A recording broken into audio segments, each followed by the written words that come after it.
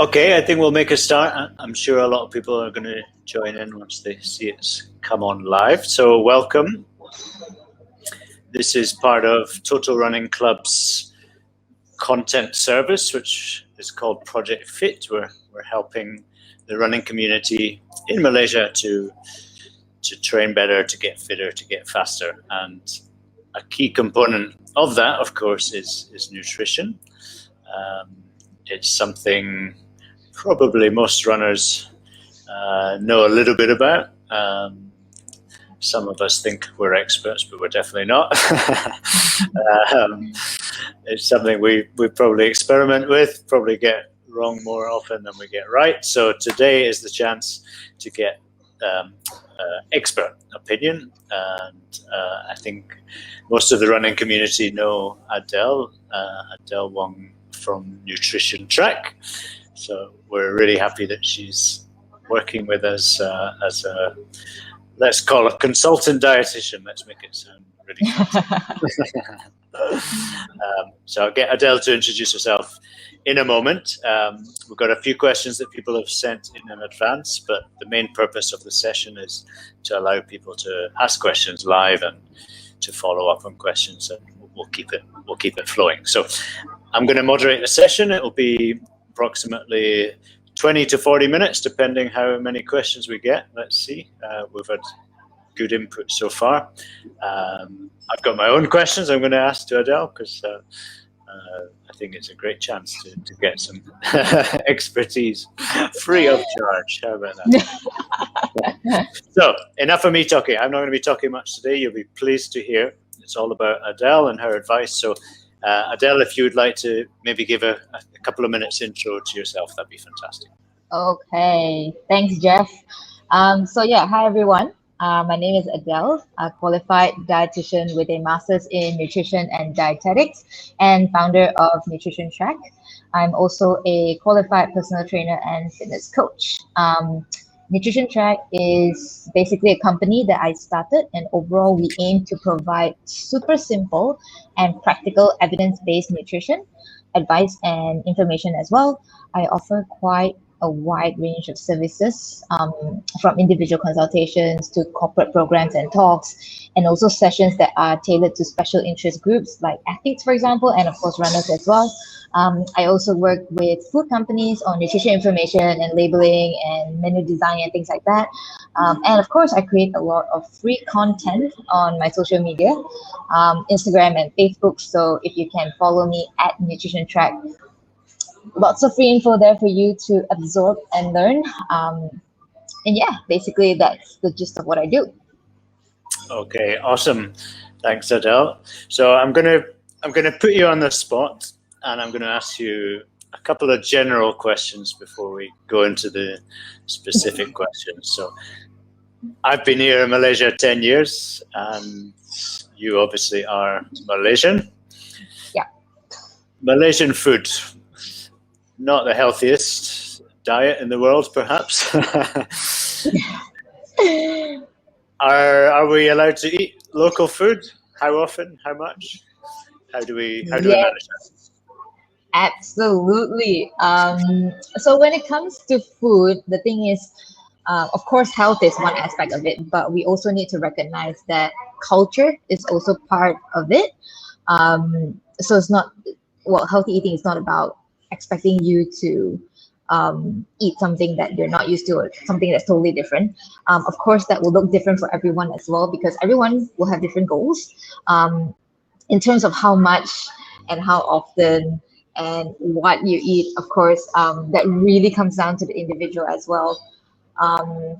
As long as I would say most of your meals, if they are well balanced per se, you got a good amount of vegetables, lean proteins, carbohydrates, and things like that, then you're good to go. Now, the issue that I see when it comes to nutrition with Malaysians is actually not really the main meals per se, but it's just a lot of other foods in between that. So mindless snacking, for example, that's one of the very, very common ones. And yeah, I think that overall also contributes to, I would say, the issue with food and nutrition, especially in Malaysia, because most of the time we tend to act on an impulse. We seafood and then we eat food, we don't really think like, okay, do I actually need this?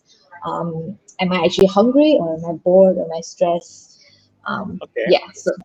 So a lot of my friends are weekend runners, and they love to do their long runs at the weekend, and then they're always talking about what they're going to eat afterwards. So is it fine to run a lot and then eat whatever you want? Is that a decent attitude to have?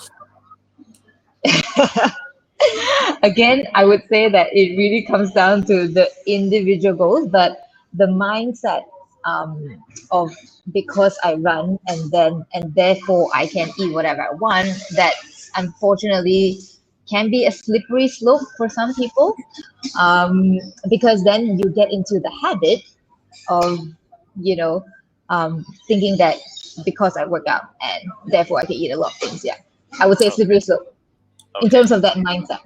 So you're telling me off for eating a roti canai after a long run. Is that what you're saying? Fair enough. Okay, I got a question from Rati. I'm going to put it up here. So Rati's interested in endurance events, so long distance runs, 40k plus. So I guess we're talking about marathon or ultra marathon. So suggestions for nutrition during the event, and what is it that we're supplementing or replacing during that process? Great question. Awesome question indeed. Okay, so it really depends on how you're running this event. So are you gunning for it? Is performance and aiming for time one of your goals? So those are the few things to consider. But in general, I would think that something like 40K, again, depending on your level of training and things like that, if it takes more than, I would say, if anything that goes beyond 90 minutes, then during race, fueling is very important. And the thing that you're trying to replace or supplement is carbohydrates. That will be the main thing that you actually be using. And that is very efficient when it comes to giving you the energy that you need. So that's the thing that you are actually trying to place during the event. I would say that in general, without knowing too much about how you're going to run this race, per hour, you're looking at something like 60 grams of carbohydrate. And usually one packet of one gel usually will have about 20 to 30, depending on what brand you buy, 20 to 30 grams of carbohydrate. So you're looking at about 2 to 3 packs per hour. Yeah, when you're running that event. And then, of course, depending on the weather, of course, your hydration will be needed as well. And then plus minus electrolytes if it's, especially if it's a hot event and if you're a I would say sweaty, right? Salty sweater, yeah. If you tend to lose a lot of salt during that. Okay. Thanks, thanks Adele. Thanks Rati for that question. Yeah, I think it's important to differentiate between endurance running and regular running. Tactics for a marathon might be very different to what you're going to do for a 10k, but some of the principles are the same, but some are very, very, very different. Yeah, I'm sure we'll get into that in a bit more detail.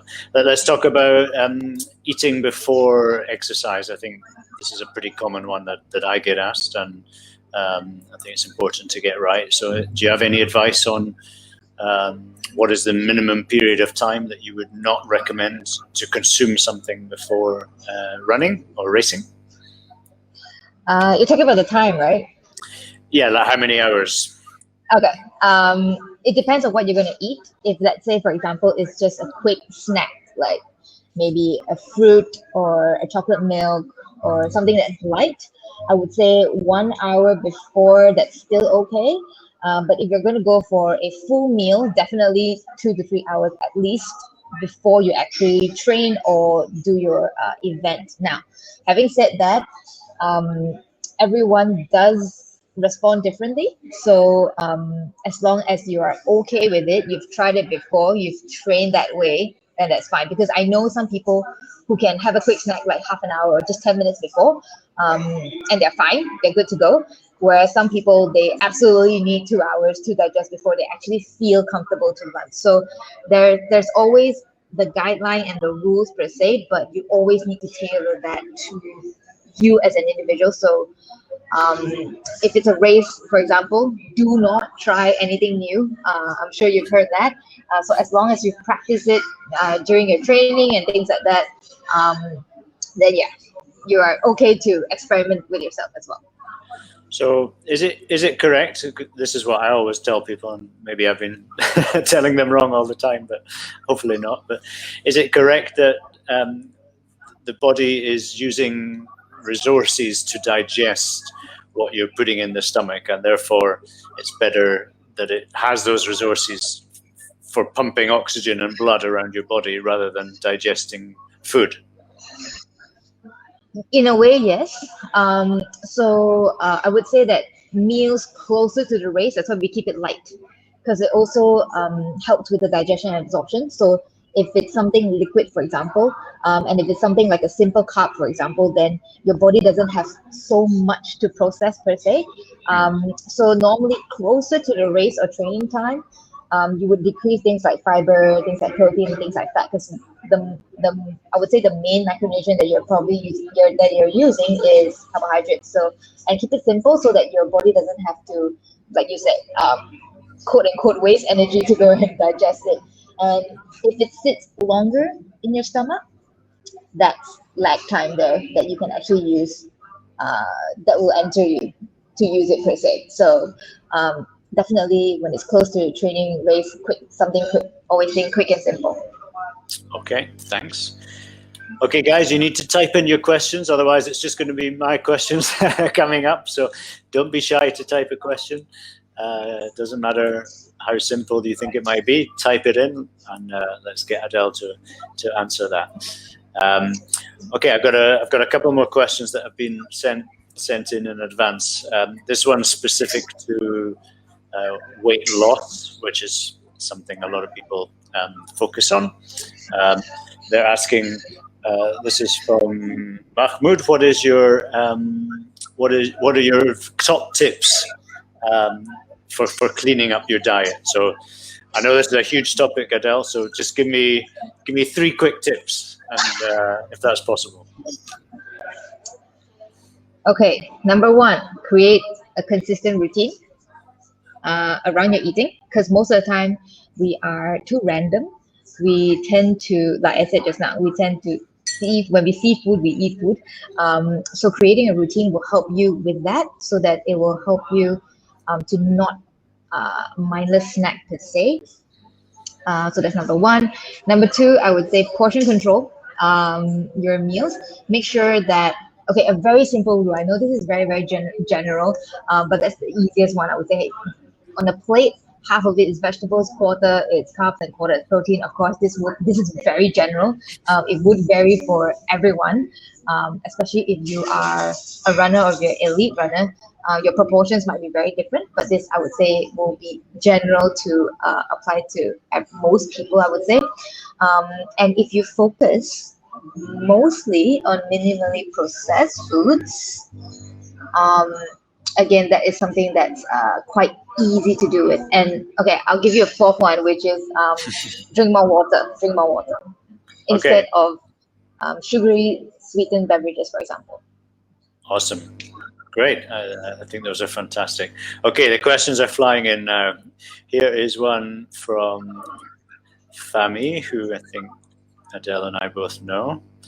Hey, Fami. Hi, Fami is asking about training early in the morning. Fami, I've never seen you train early in the morning. What are you talking about? Oh, got you there. Okay, Adele, over to you on this one.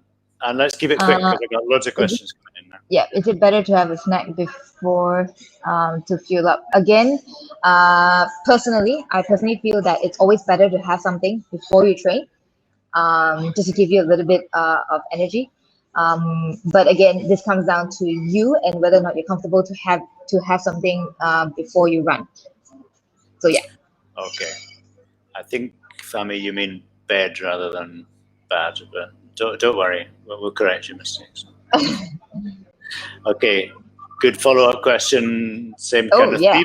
Running with empty stomach, is it okay? Yes or no? Yes, it's perfectly fine. If you feel comfortable that way, it's okay as well.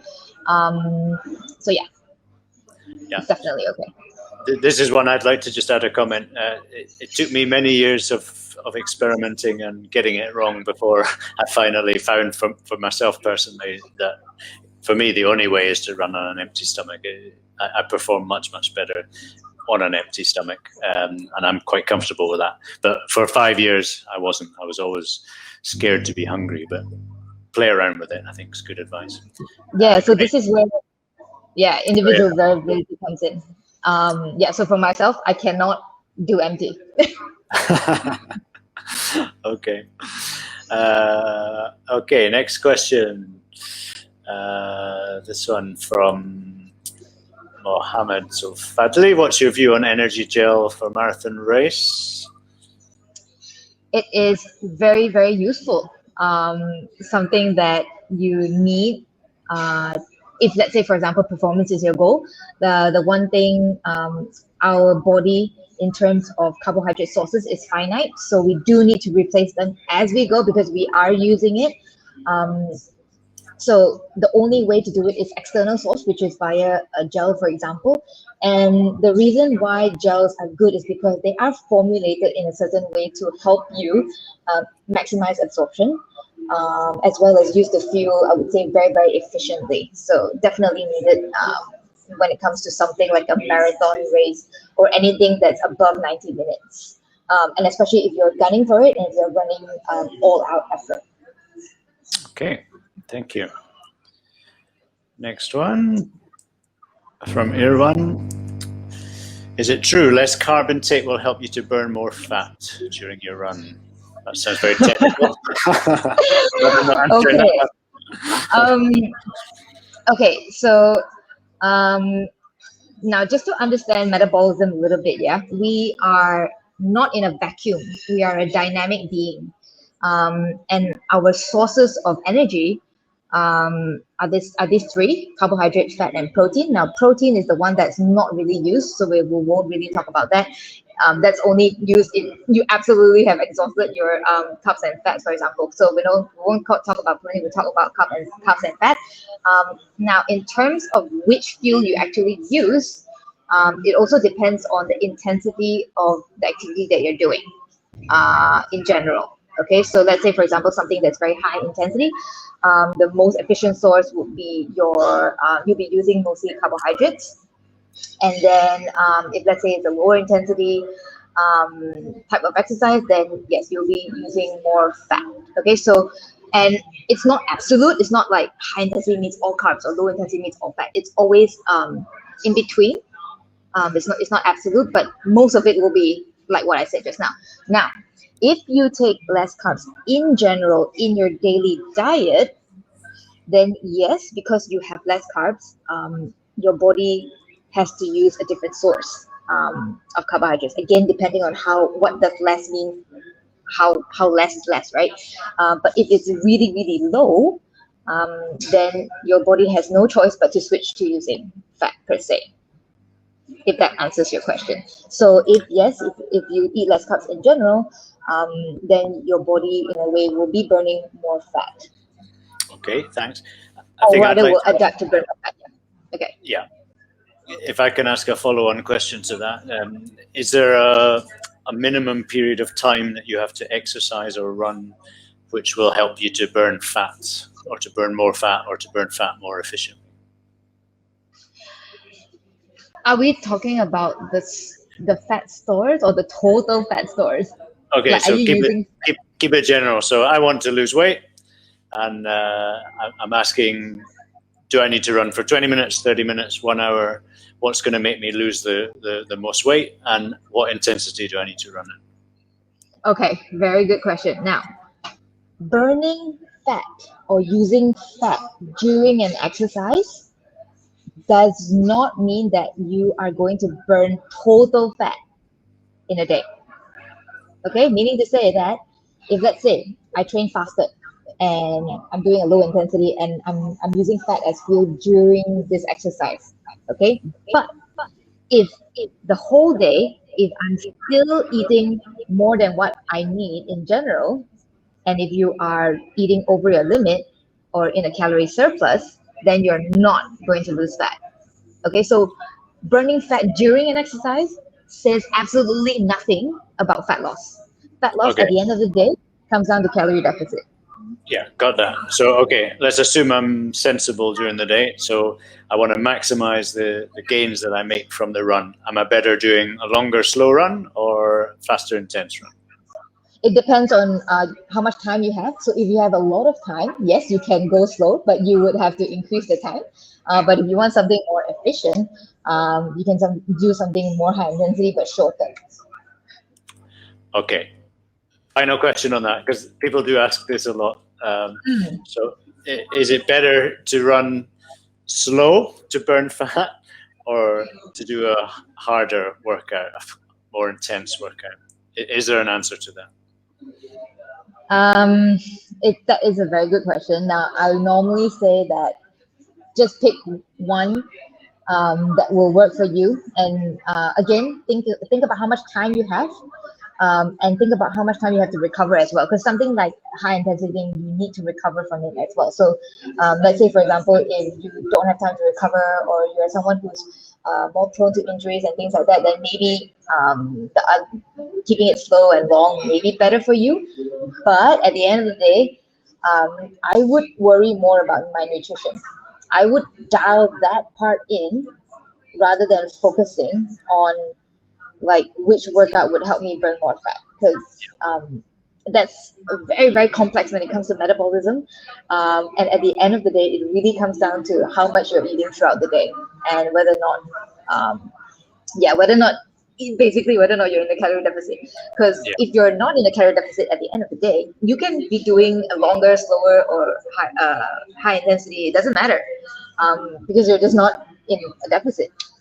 Yeah, I think that's a really good point. And everyone's looking for shortcuts and quick fixes, Yes. but there isn't any, right? And No, it's the same with running unfortunately. training. You've got to be patient. You've got to be consistent.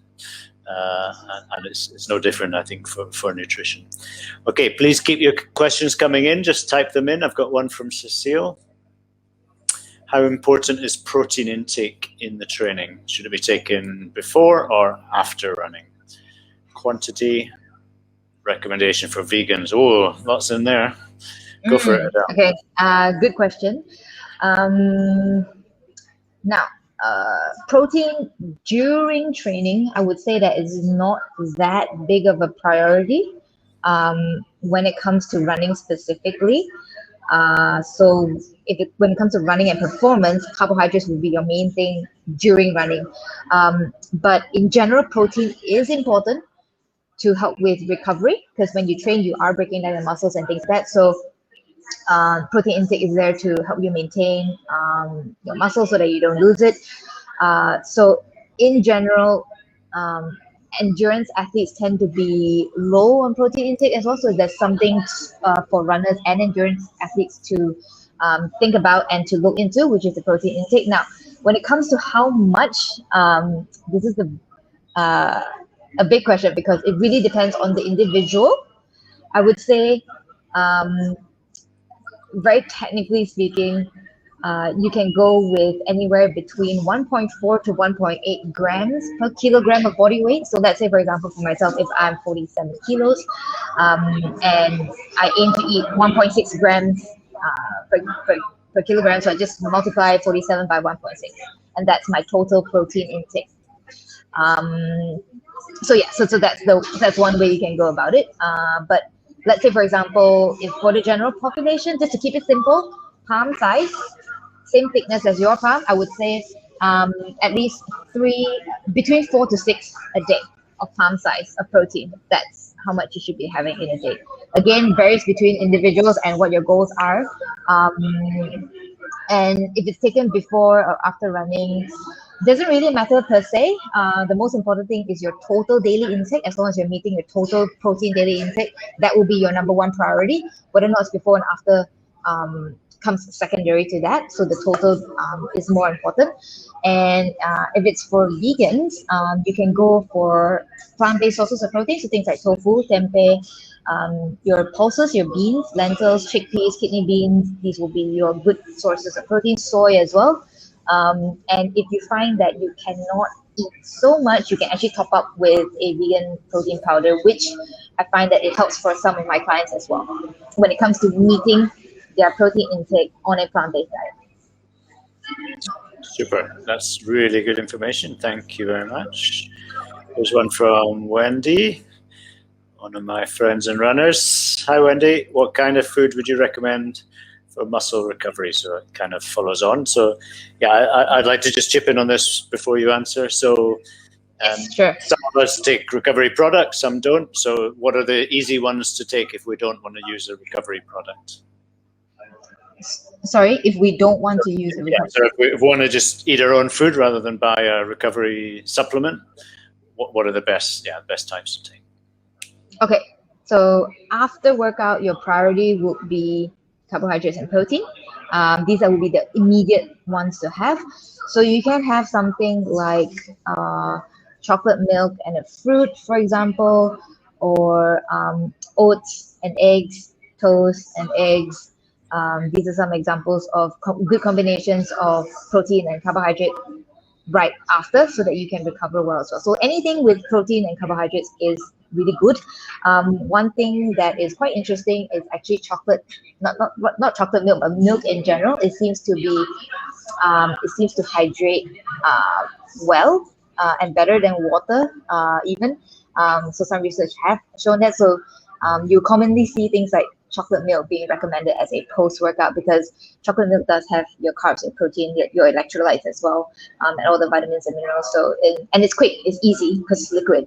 It's easy to take it in as well. So that could be something that you can go for. And other things like yogurt and fruit would work well too. Does Milo qualify? I would say it's okay post-run, yeah, because it does have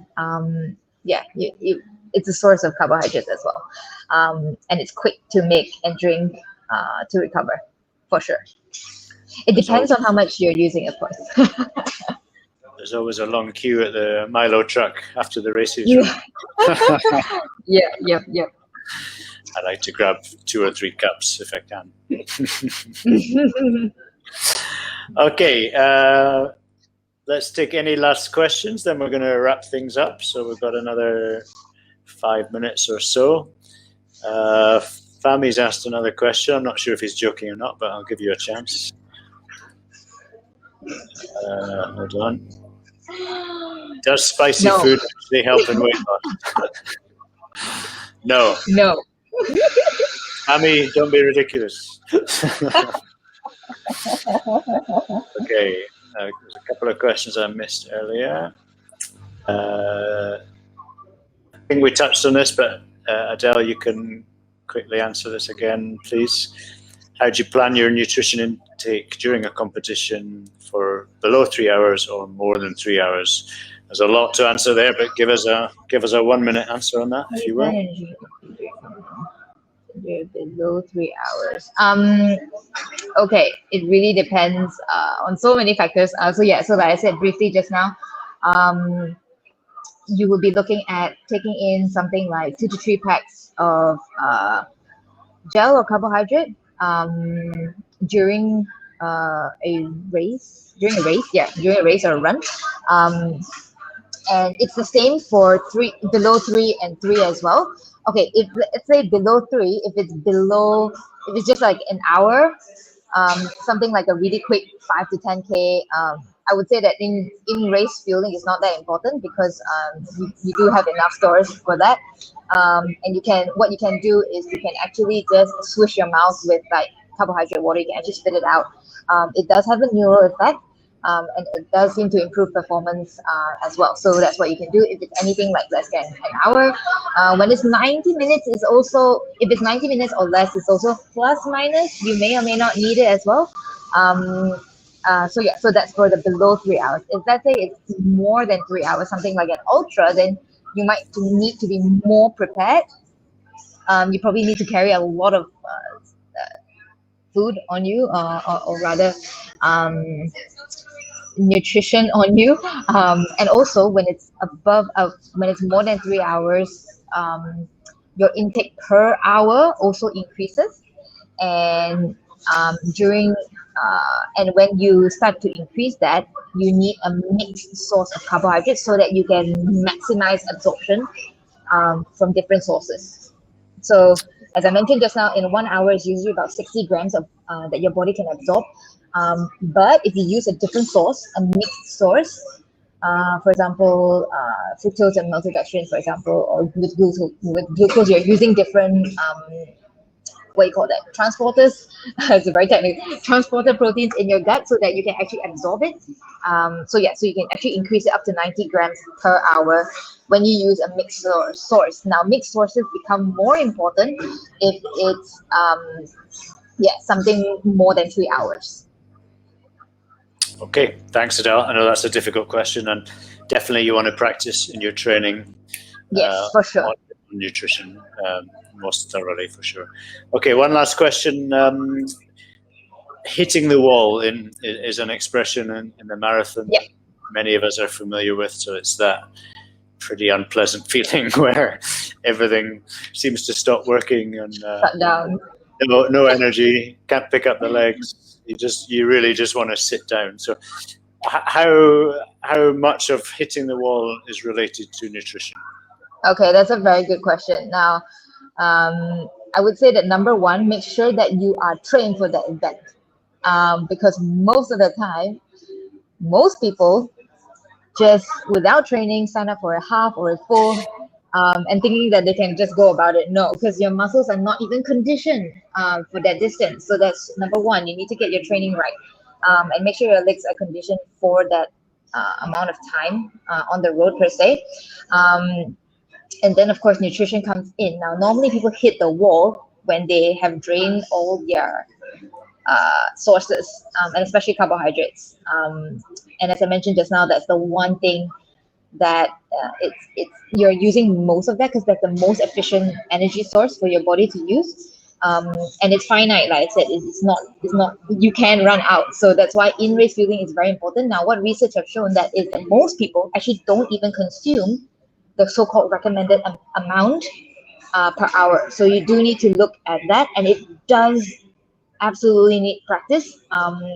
I've tried it before, and I feel sick sometimes because it's really hard to take in that much nutrition, especially when you're running. So you really need to test it out and test it out during your training before you actually go and do it. I would say that most of us are under fueling. Especially those who are really gunning for it, they tend to underfuel. Not always the case, but common. And then, of course, the other things come into play as well. Your hydration, your electrolytes, and things like that would all play a role on whether or not you actually hit that wall. Okay. Yeah. So I think to summarize, yes, some of it is hydration, but a lot of it is also training and getting your training. I think that's very important to stress. Yeah. Okay, we're going to leave it like that. Adele, thank you so much for your time. Thanks for your input. So we will make an edited version of the video, which we will put up, and a lot of people will replay that. So don't worry if you missed the live session. And Adele will be back in 1 month's time. So we'll be doing this feature regularly on a monthly basis. So there'll be an opportunity to ask more questions. Adele, thanks very much. Thanks, Jeff. Thanks for your time as well. Okay, then. See you next time, Thanks, guys. everyone. Bye, everyone.